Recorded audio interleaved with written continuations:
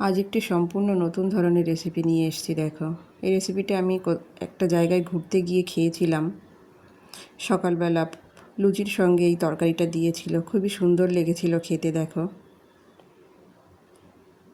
আমি সেখান থেকে এই রেসিপিটা খেয়ে সেখান থেকে যাই হোক যারা দিয়েছিল তাদের কাছ থেকে যেটুকু শুনেছিলাম সেই অনুপাতেই রান্নাটা।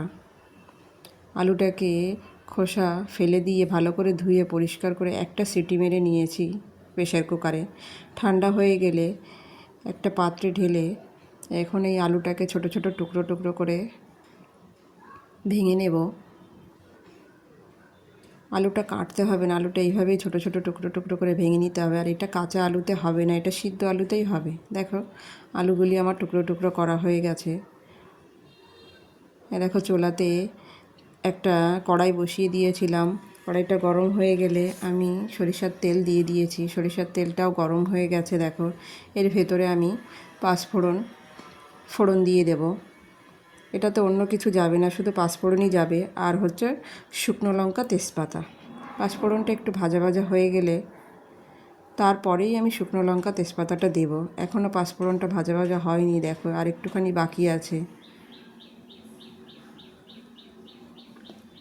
দেখো, হয়ে গেছে। তারপরে আমি দুটো শুকনো লঙ্কা, একটা তেজপাতা মাঝখান থেকে ভেঙে দিয়েছি।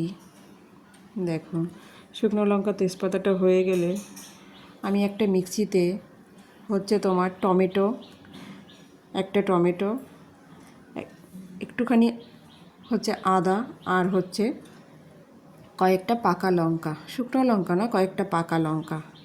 রাঁধুনিরা শুকনো লঙ্কা ব্যবহার করেছিল যেখান থেকে বলেছিল, কিন্তু আমি শুকনো লঙ্কা খাই না দেখে আমি এখানে কাঁচার যে পাকা লাল কালারের লঙ্কাটা সেটা নিয়ে নিয়েছি। দেখো, নিয়ে ফোড়ন দিয়েছি ফোড়নের ভেতরে ঢেলে দিয়ে তারপরে হচ্ছে তোমার একটুখানি মিক্সি ধোয়া জলও দিয়েছিলাম। সেটা দেওয়ার পরে আমি লবণ হলুদ দিয়ে দিচ্ছি। লবণ হলুদটা দিয়ে আমি একটুখানি ভালো করে কষিয়ে নেব মশলাটা। জলটা ছিল সেই জলটা মরে যাওয়া পর্যন্ত। এবার দিচ্ছি আমি একটুখানি ধনে গুঁড়ি আর একটুখানি জিরে গুঁড়ি।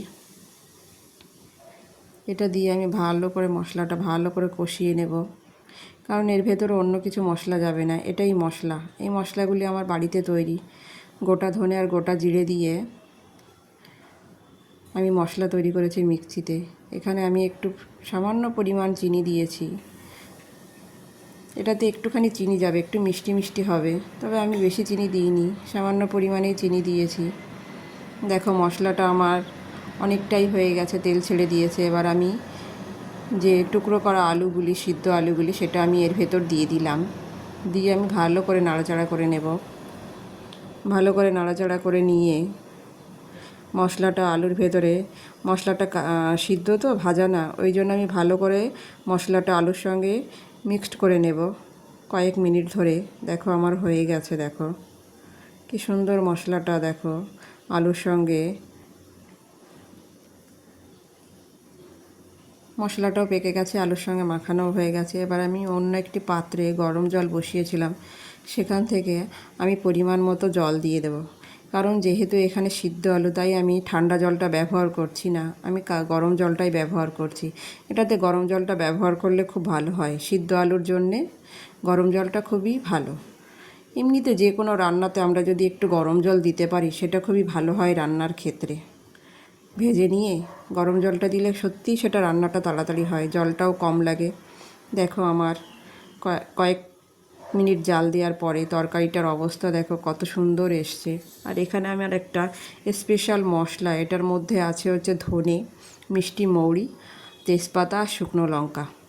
এটা আমি মিক্সিতে বেটে রেখেছিলাম, সেটার থেকে ছোট চা চামচের 2 চামচ দিয়ে দিলাম। দেখো, ব্যাস, আর কিছুই দেব না।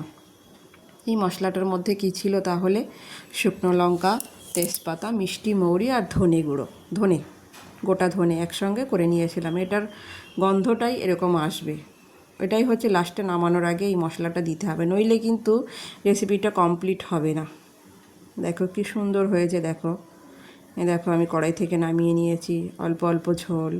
এটা আলুতে অনেকটা টেনে যাবে, এখন গরম রয়েছে তো, তাই ঠান্ডা হলে অনেকটাই টেনে যাবে। দেখো, এটা সকালে রুটি পরোটা, লুচি সঙ্গে খুব ভালো যায়। এমনকি আমরা অনেকেও রাত্রে ভাত কিংবা রুটির বদলে এই তরকারিটা দিয়ে, লুচি দিয়ে কিংবা পরোটা দিয়ে খেতে পারি। তবে আমি এখানে লুচি দিয়ে পরিবেশনা করেছি। দেখো, এটা সকালে জলখাবার হিসাবে কিংবা রাতের হিসাবে যে যেরকম টাইমে খেতে পারে। দেখো কতটা সুন্দর লাগছে, দেখো আলুটা দেখো ঠান্ডা হয়ে যাওয়ার পরে কতটা সুন্দর হয়েছে।